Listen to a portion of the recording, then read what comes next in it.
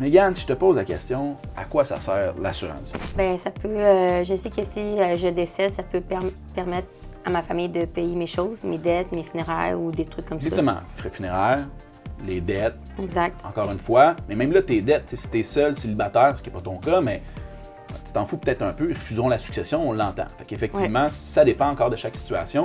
Mais si on a 2 jeunes enfants, comme c'est ton cas, conjoint, une maison à payer, bien, on veut couvrir les dettes de la propriété pour qu'il y ait au moins un toit. Et là, ça va diminuer leurs frais. Parce que ça, c'est quelque chose que je vois souvent aussi. C'est suffisant l'assurance pour couvrir les dettes de la maison. De toute façon, mais c'est pas grand-chose, là. Mettons que ton hypothèque, c'est 1 500 par année.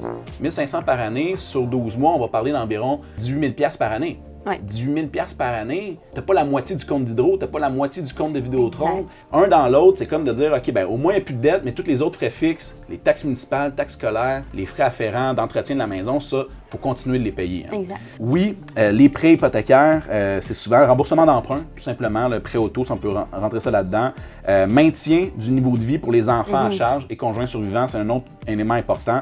Les frais liés au décès, c'est à ne pas négliger. Puis après ça, des impôts au décès. Lorsqu'on cumule certains impôts latents, qu'on va appeler, là, donc des impôts qui vont être payables au décès, ça prend en ligne de compte.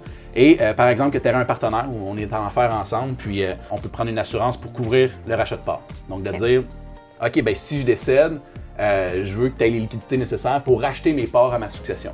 Parce que toi, tu n'as pas envie de dealer avec ma blonde, tout comme j'ai pas envie de dealer avec ton chum. Exact. Rien contre ton chum, il est bien fin, mais entre toi et moi, on veut garder ça simple. Fait que de prendre une assurance, ça procure les liquidités à l'entreprise pour racheter les parts de l'actionnaire décédé.